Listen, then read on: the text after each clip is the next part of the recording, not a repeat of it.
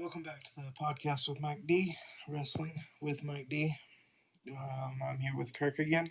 We're going to talk about this week's Raw. In my opinion, it sucked. Hi, everybody. I actually kind of liked it a little bit. It wasn't that bad for me. I liked it because we got to see Seth Rollins in two matches to kind of prepare him for, um, almost said SummerSlam. That was the one we just had. Not a Champions? Not a Champions, yeah. We just saw him, so that, kind of a preview for that. And got to see Ryback in action. I think that was a pretty solid match. I'd give it probably 3 out of 5 stars. Yeah, I like that match. I'll give that one a good one. Especially him giving the belt to the kid while he was watching. Yeah, that was pretty cool. Yeah. As his Make-A-Wish guest star. It's always nice to see that fan appreciation. Yeah, and not like a replica either. Like, he walked out with the real title and let him hold it. That was pretty surreal. Yeah. Let's see. I like the Deadly Boys match as well. Those two matches, I think, were the only good ones. We got, looks like the Los Matadores are going to split up. They got in some kind of altercation with El Torito. They both started beating the shit out of him. Yeah. That gimmick's stupid in my opinion anyways, so. Yeah, it's about that. They should have just stuck with Primo and Epico, in my opinion. Yeah. Sorry, I'm trying to look up the results because I don't. There's a big difference between the Hulu version, which I watch, and the regular 3-hour show. Yeah, I don't actually have cable right now, so Hulu is my watching away, I guess I'd say. I just didn't enjoy it. The whole episode bored the shit out of me. Well, and what did it for you exactly? Like what specific things? It seemed like there was no fucking plot to it, no storyline really. It was just, here, Seth, go out there and talk for a little bit about how great you are. We're gonna throw Sting on the Titantron so he can berate you for a little bit. There's not gonna be any really good matches. Shit, I just didn't seem to give a damn about anything. It was kind of like just the easiest way to say this, and it won't connect with most people if you don't watch Supernatural. But if you watch Supernatural, you've got your whole storyline, and then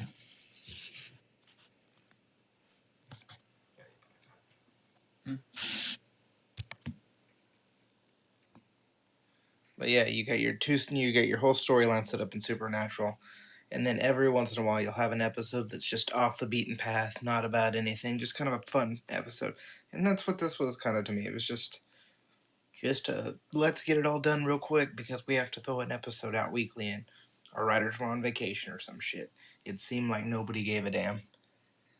It's like preseason in football. They put the third stringers out there just to see what they could do. Yeah, I like the opening segment. After the first couple minutes, though, it did start going down pretty badly. I was with the crowd. The crowd started chanting boring. I thought it was getting boring after a certain point, because how many times has Seth Rollins come out there now and just been like, I'm the man, I'm great. Yeah. I'm the champion, I'm the best. Just like when Cena used to do it. The champ is here, now let's talk for 30 goddamn minutes about why I'm the champ. There was a thing that Stone Cold said on his podcast. I want to say it was with Vince McMahon, which I believe that's on the WWE Network. He said that sometimes he watches Raw for the wrestling, for the matches. Promos are important because they help tell a story, and a lot of the times if people aren't invested in some sort of a story, then it's just a wrestling match to them and they don't really care about that much, according to Vince McMahon. But Stone Cold made an interesting point where he said that, sometimes that opening segment can just go on and on and on, and it takes a long time to kind of set the hook for the match or set the hook for the rest of the night. Yeah. Because that is the purpose of the opening segment, is to, you know, draw people in, make it interesting. You know, it's always supposed to have a really interesting opening and a really interesting ending. And I believe that you can only have Seth Rollins come out there and say he's the best, you know, just a few times before it starts getting really boring. Yeah. I mean, I hope he drops the belt at Night of Champions, just so they can go along with either A, trying to get the Shield back together, or B, using him as a good guy. Because once he drops the belt, the Authority's going to be done with him. There you go. He can go back to being a good guy, babyface, whatever you want to call it. Hopefully they can get the Shield back together. I don't know if it's going to happen or not, but I'm hoping. It is a little bit of a long shot, but yeah. It's looking like Randy Orton might be the third guy to face the Wyatt family. Yeah, which that wouldn't bother me a bit. If Randy Orton even joined the Shield, I'd be kind of cool with that. Randy Orton in the Shield, yeah, I could see it. But he's not much of a team player, so. That's yeah. Just because the Wyatt family randomly attacked him, that's, you know, Yeah. makes me think that he's going to be that third guy. But I could be wrong. They could attack several more random people. Yeah, just for talking to him. And I've got this sneaking suspicion that it might be Eric Rowan's time to come back. Ooh, yeah. Because they keep billing Braun Strowman as the Black Sheep. The Black Sheep. It might be time for the White Sheep to come back. It would be nice. Be that third guy. Ooh, you think he'd team up with Reigns and Ambrose? Yeah. So you got all types of different scenarios there where you can have, since they randomly attacked Randy Orton, you can have Orton be it. You can have Eric Rowan come back. Yeah, since Randy Orton could have been it, but they attacked him. Well, now he's hurt. He can't be it, so we need somebody else. Enter Eric Rowan. If Eric Rowan, which that's what I think is going to happen. What I would like to happen would be if Seth Rollins stepped in and they reformed the Shield. That'd be pretty awesome. The Shield is one of those tag teams, in my opinion, that it's kind of like DX. You can bring them back for a little bit, have a few programs, and they can always do it. It'll always be quality, and have them separate, do their own thing, because they're really good by themselves, but they're also really good when they're together. Just like Triple H, Shawn Michaels. Yeah. DX came back and disbanded, I want to say 4 different times with just Triple H and Shawn. It was like 3 or 4 times, because you had the original DX, with the New Age Outlaws and X-Pac and all that stuff. And then they disbanded, and then you had DX come back. Well, first you had DX. You had just Shawn and Triple H. Then Shawn left. Triple H made DX with him, X-Pac, and the New Age Outlaws. Then they disbanded. Then Shawn came back in the picture with Triple H. And then they did that. Then they disbanded. And then on the 1000th episode or whatever, all of them came together for that episode. But they came back in 2006 as well to fight Spirit Squad. Yeah. Because Dolph Ziggler was one of those guys in Spirit Squad. Yeah, I remember that. That was his debut. He was Nicky in the Spirit Squad. And everyone thought that Kenny Dykstra was going to be the guy out of the Spirit Squad to make it. Dolph Ziggler in the Spirit Squad reminds me of like Dean Ambrose back when he had pink hair. Yeah. Did you ever see that shit? Yeah. It's crazy. I remember... you look back then and you're like, this guy's not going to do shit. Now you're like, oh, well, I was wrong. I remember watching WrestleMania, I want to say it's WrestleMania 20. And John Cena was coming out in this like Chicago cab, and CM Punk is one of the guys on the side of the cab holding the rifle. He was just like an extra. Oh, wow. And yeah, that's pretty crazy, because he was still down in I don't even think he was in ECW at the time. I think he was just in developmental. And Yeah, he was one of the extras on that. They tend to do that too. It's pretty crazy. Like when Triple H did his WrestleMania 30 entrance against Daniel Bryan, he had the three hot chicks. Charlotte was one of them. Charlotte, Sasha Banks, and Alexa Bliss. Yeah. Were the women. Just like the black sheep of what do you call it? The Wyatt family. From what I hear, he was the what do you call it?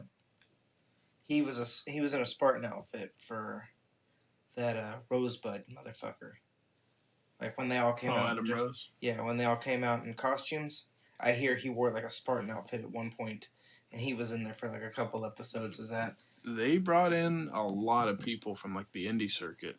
They signed them to like 1-day contracts, kind of like when Bubba Ray Dudley came back to the Royal Rumble just himself. Yeah. They signed him to a 1-day contract just for that one event. They've done that with a lot of indie wrestlers and stuff because they just need people. Yeah. And since everyone jokes that Zack Ryder and Curtis Axel and stuff aren't on TV that much, but you still know who they are. Yeah. So like if you put them in a costume, people are still going to recognize them. The one good thing I did like about this episode, the guy who jumped the barricade. That was pretty funny. Which guy? Did you not see it? Huh. Seth Rollins going down to the ring for his Cena match, the very last match. Mm-hmm. He walks out, gets about midway down the ramp, and this guy just jumps the barricade, gets behind him, and walks down there with him. And Cena's holding everybody in the ring, trying to, keep the peace and shit like that. And if you watch the video just right, you can see this guy just being taken out by security. Just boom, done. We're going to have to pause the podcast real quick so I can watch this. We're going to pause real quick, and we're going to let him watch this, and we'll be right back. And we're back. So it wasn't on Hulu. That's why I missed it. But there was a YouTube clip that I saw. That's pretty funny. He just walks like nonchalantly right next to him, just like, yeah, man, we're going to go have this match. It's like his manager or something. It's a 7-man tag team match. That match, though, I really enjoyed that match for one reason. Xavier Woods. I get tired of listening to that son of a bitch run his goddamn mouth. That's the one reason I hated that fucking match. I love that match because he was playing that fucking trombone the entire time. I wanted to shove the trombone so far up his ass He's out his nose. They're stomping on Cena in the corner, and he's like, burp, burp, burp, burp, burp, burp, burp. And then Big E is like whipping Kofi Kingston into a dropkick, and he's like, burp. Yeah. And he couldn't help but laugh after he did it. I just get tired of listening to him run his mouth, and the trombone to me gets annoying. It's like an on-running gag that just won't stop. I liked when they met up with Edge and Christian. That little segment right there was fun. Yeah, that was really interesting too, because then the Dudley Boys showed up. Yeah. I was like, man, Attitude Era just flashbacks. Yeah. But it's just like, oh man. But speaking of Xavier Woods, he actually has Austin Creed is his real name. He actually has a YouTube channel called Up Up Down Down. It is a gaming channel. He plays Slenderman and plays Teenage Mutant Ninja Turtles and all types of stuff like that. He plays, and he's got guests on there too, like Rusev, Seth Rollins, Zack Ryder, Heath Slater, Damian Sandow. He just all the guys. It's a really fun YouTube channel to watch, but I really enjoy it. And of course, Xavier Woods is personally paying me millions of dollars to advertise this on the podcast for him. So, but yeah, I really enjoy that YouTube channel. I mean, if you want to, you can pay us. It'd be very generous. Just throwing that out there. I mean, he is getting his PhD, so yeah, it's not like he can't afford to throw me $15 a podcast. Just like just like $10 so I can go down to McDonald's or something and get a Happy Meal. Yep, you said McDonald's. Now they got to pay us too. Oh Son of a yeah, yeah. bitch. We're just gonna rake all the They money. can pay me in Happy Meals. Yeah, That's just fine. all the sponsors. I'll just start randomly naming all the stuff. This podcast sponsored by. 2.5 hours later, now back to the show. I hate podcasts like that and radio that do that forever. I cannot. I refuse to listen to podcasts that have advertisements for sponsors that last more than like a couple minutes. I can't do it because they'll play like the only podcast I'll make that exception for is Stone Cold. Yeah. Because Stone Cold won't advertise anything on this podcast unless he either uses it or he just likes it. Yeah. Like Dollar Shave Club, he actually has a real fucking subscription and he uses it. Yeah. I mean, the man shaves his head daily, so he kind of needs it. But anyway, back to wrestling. Yeah. Yeah. Yeah, a really cool moment with Edge and Christian and the Dudley Boys, because you saw Attitude Era on one side and technically the New Day on the other. Yeah. I mean, that's really what it was. All shit from this era. It's like, New Age Outlaws are now the Old Age Outlaws. Yeah. Just I do like that the Dudley Boys is what I'm talking about. I do like that they're actually wrestling other tag teams and they're not like they did kind of jump straight into the title picture, but they're not. It's not like New Age Outlaws. New Age Outlaws wrestled like at the pay-per-view for the title. Yeah, they just wanted to get that title one more time, and then they lost it like the next night. Which is what the Dudley Boys want, but they want to wrestle all these other guys too that they haven't wrestled before, which I find to be kind of respectable. Yeah, because they're just like and I don't I'm sure that's part of their contract too, but like kind of gets the other tag teams some more notice, makes them poof up a little bit. Yeah, gets more interest in them. Like, oh wow, they they can hold their own against the Dudley Boys. Kind of makes you think. Yeah, I find that really respectable that they want to wrestle like Los Matadores, because when's the last time anyone cared about them? I don't think they care about them. Yeah. They're just like, man, we should have stuck with Primo and Epico. But they're wrestling them. They're wrestling the New Day. Would they wrestle the Ascension last time? Yeah, they did it on SmackDown.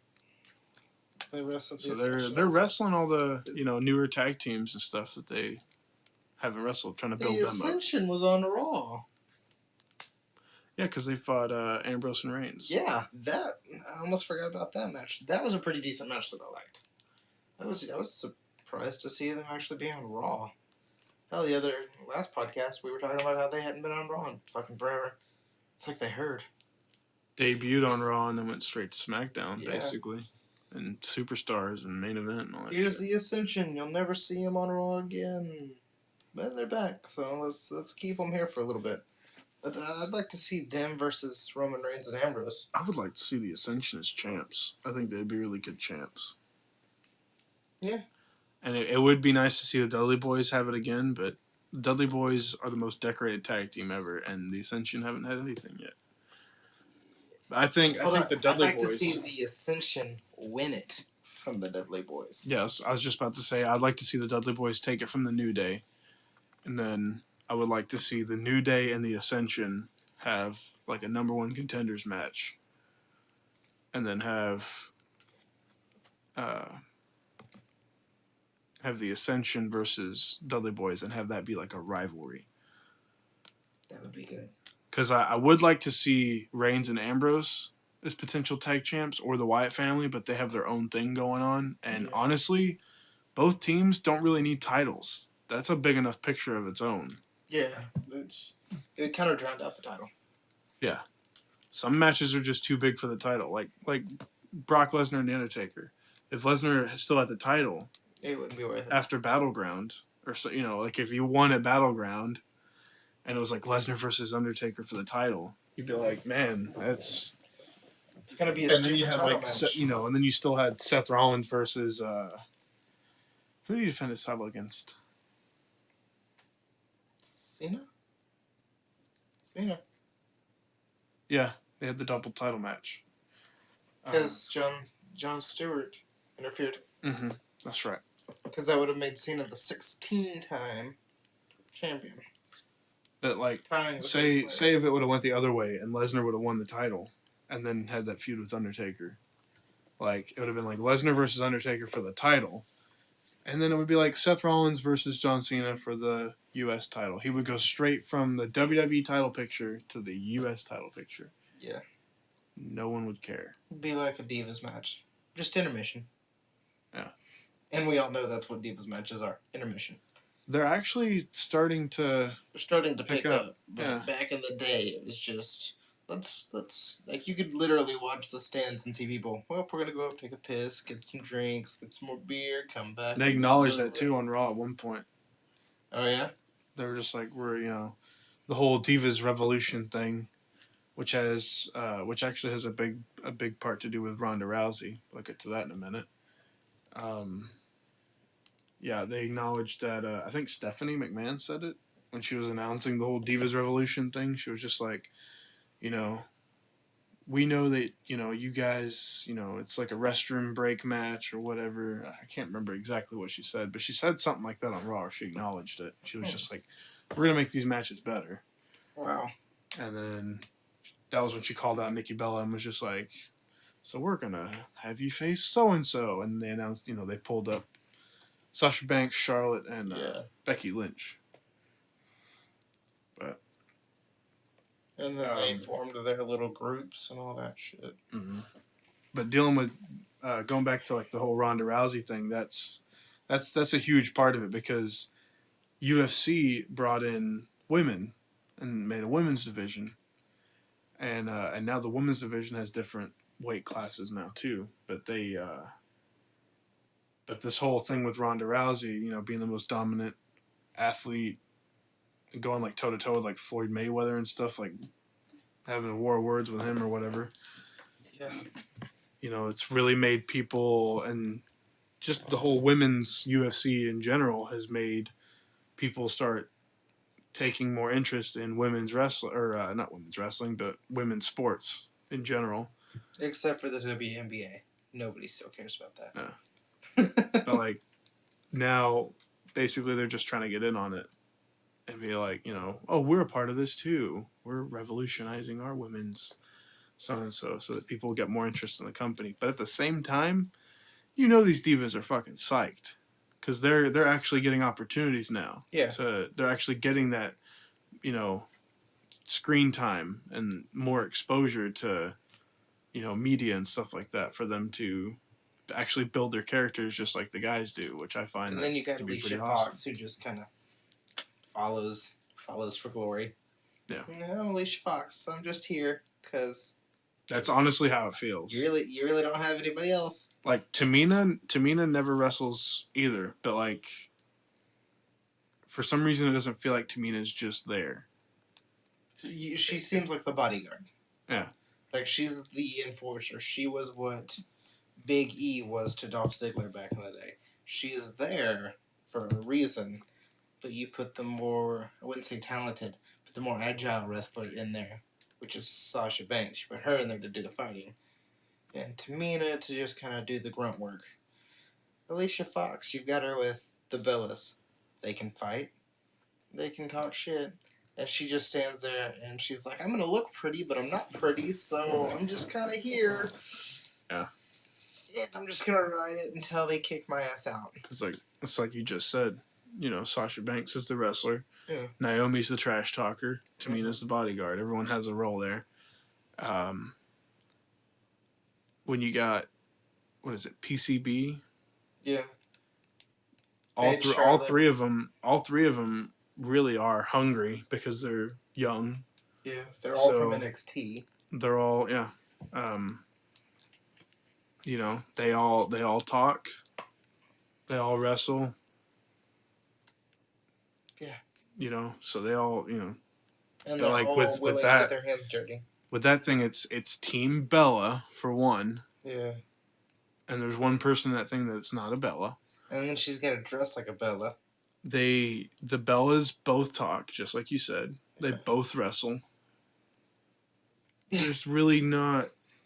I mean, Alicia Fox is the one that they can put in there when they know the team's going to lose, and then they can blame her, and she's like, "You lost! God damn it, Charlie Brown!" I think she's just there for numbers.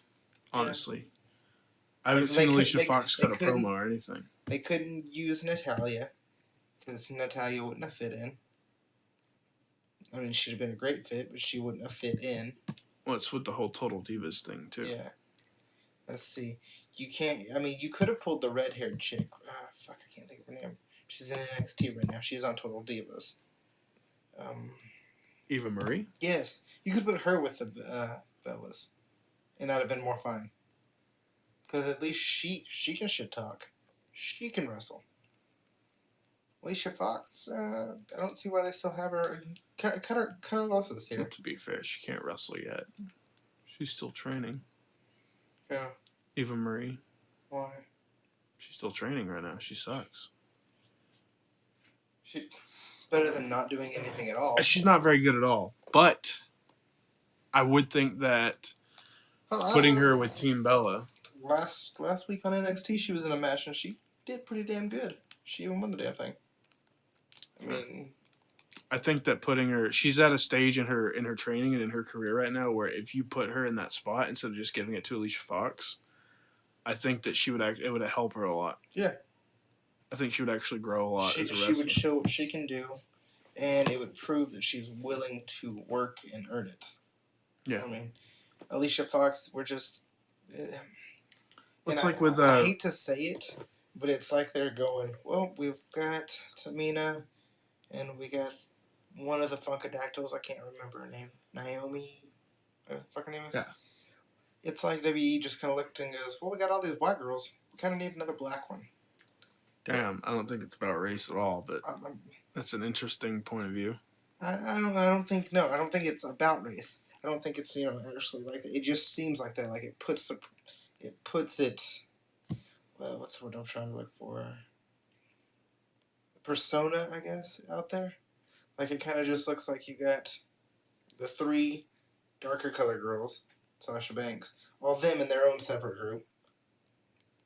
Then you've got the three whitest women, fucking PCB. Those girls look like they haven't tanned in years. And then you've got the two women that act like they want to be black, with the black girl who acts like she wants to be white. Let's make that a team. Call it Team Bella, and there you go. That's kind of my view on it. Like, you got Team Bad or whatever the hell. Really great athletes. They make a damn good team. You got PCB. Really great athletes. Damn good team. Then Team Bella. We didn't need a third. We've been doing it this long. Why do we need a third? You can't even do twin. You can't even do 3-3. You can't even do twin magic with her. I mean, she doesn't even look anything like them. She dresses like them. Why? Give them a whole new outfit change. Call it a different team name. Make it something original if you're gonna put her with them. Like I think any diva you put with the Bellas though is gonna be the odd one out. Yeah, but I feel bad for Alicia Fox because not only does she never get any recognition, like a match she's in is just kind of just a piss off match. And now that she actually had a time to shine, you put her with the two that are gonna completely drown her out.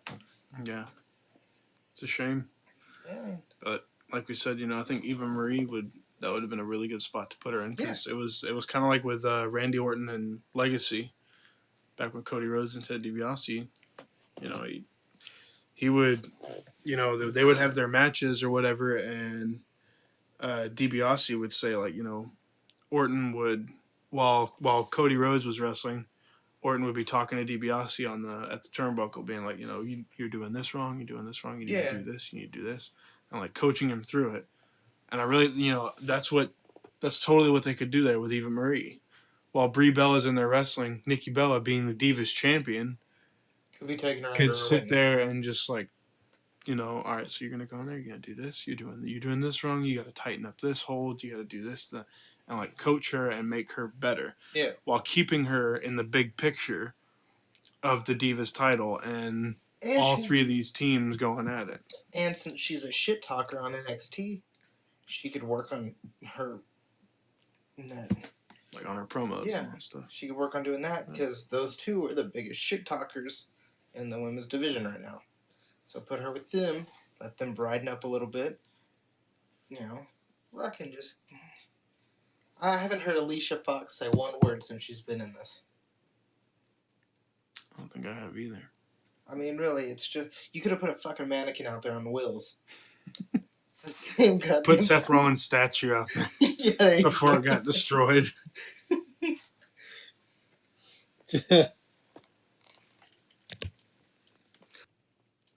I was wondering how they were gonna get rid of that statue because, obviously Seth Rollins is not at the caliber of the Ultimate Warrior and Andre the Giant. No. So he definitely doesn't deserve a statue in the slightest. But they didn't give a statue to Piper or or Dusty Rhodes. Yeah. Which I'm sure Dusty Rhodes will get one. Oh, especially for the NXT work that he's done alone. Maybe Piper, because he was at the first WrestleMania and Piper's Pit was like the first thing, yeah. That spawned off all of these other Jericho, The Miz, Heartbreak Hotel. Yeah. Yeah. Quick question: have you heard what Bret Hart has been saying about the new Owen Hart DVD that's coming out? No. Ooh, yeah, he's gone on rants, and he is pissed off at Owen Hart's widow for saying stuff that she did. He is not a fan about this new DVD coming out at all. I didn't even know there was an Owen Hart DVD coming out. I was reading about it online today because I saw it and I was like, well, shit, it's been this long? Fuck. And then I was like, well, it took them this long to put out a Macho Man DVD, so why not, right? Let's just wait and put out all the DVDs. But yeah, something about how he knew he didn't like it. So I didn't know if you'd read anything or not. I didn't read the whole thing. My internet was messing up, so. It's once I fixed it, I started watching Raw. It's pretty intense. Yeah.